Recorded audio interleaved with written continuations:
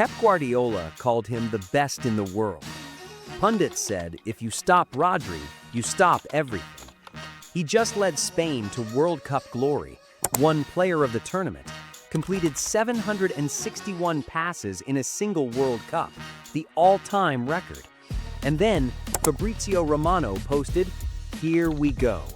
Rodri to Barcelona, 60 million euros fixed, up to 75 million euros with add-ons. Manchester City cashed in on the final year of his contract, and Barcelona secured the most complete midfielder on the planet. The question now isn't whether Barcelona can compete for the Champions League. The question is, who actually stops them?" Flick's Barcelona press aggressively from the front. They commit bodies forward. They take risks with the defensive line. And when the press is beaten, when the opposition plays through the first line, they need someone behind the midfield who can win the second ball, who can cover the space the aggressive press has left open, who can reset the defensive shape before the danger materializes.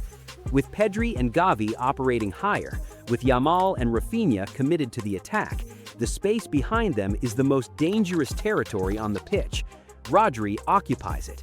0 errors leading to shots across the entire World Cup. 0 errors leading to goals, which means in 728 minutes of tournament football against the best attacks in the world, he made no individual mistake that created a clear chance against his team. That's not just defensive reliability, that's structural guarantee. Controlled that game. Did you see the way that he was like a man against boy? Did you see it was like Pep on the pitch? Did you see the way that he made sure the tempo of the game went to the way he wanted it? Did you see how much time he protected he's the guy that is probably one of the most efficient footballers around, right? And his 79% aerial duel success rate shuts down the long ball reset, the tactic teams use specifically against high pressing systems. Play long over the press, find a target, win the second ball, attack before the press can reorganize. Rodri eliminates step 2. He wins the aerial battle. The long ball reset becomes a long ball recovery, and Barcelona's press is back in motion before the opponent has touched the ball on the ground. Can we just talk about Man City, please? They're losing the biggest, I think, most important player in their team. If Rodri started and played all the games last season, City win the league. He goes into the Spain team, most important player, wins the best player in the tournament. They win it. He's won the Ballon d'Or. He's done everything. And if Barca get him, Barca are a certified problem this year because, again, I think he's the most, I've said this before, he is the most important footballer for any team on the planet right now. And he has been for the last few years.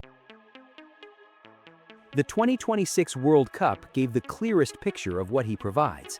8 matches, 91 minutes per game average, 7.76 overall rating, peaking at 8.4 in the final against Argentina, 113.8 touches per 90 minutes, 93% overall passing accuracy, 95% in his own half, 92% in the opposition half.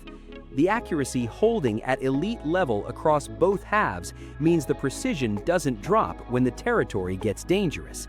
He's as accurate in the final third as he is protecting his own center backs. 94.5 accurate passes per 90 minutes, which means opponents cannot simply press him out of the game.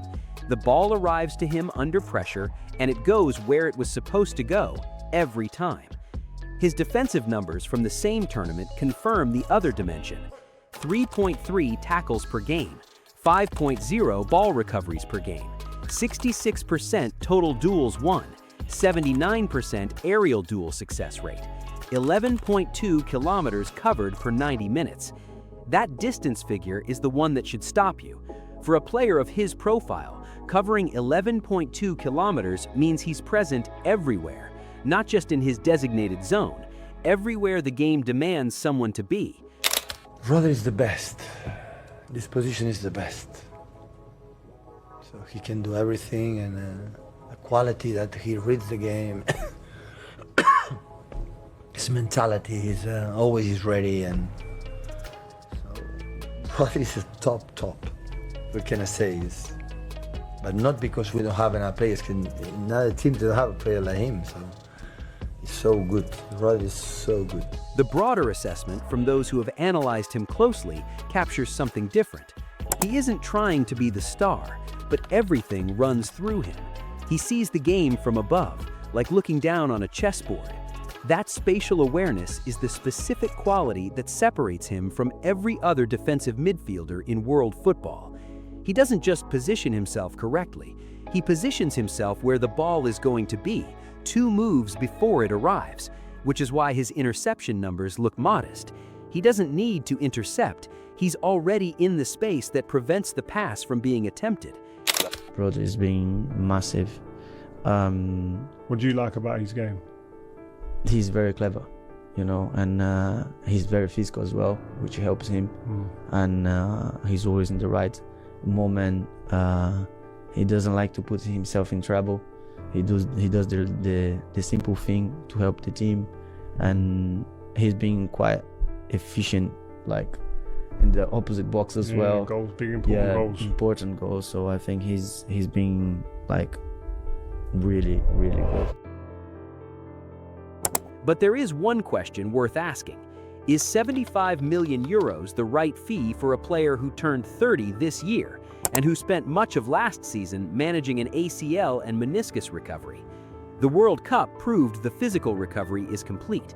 11.2 kilometers per game at the tournament, 3.3 tackles per game.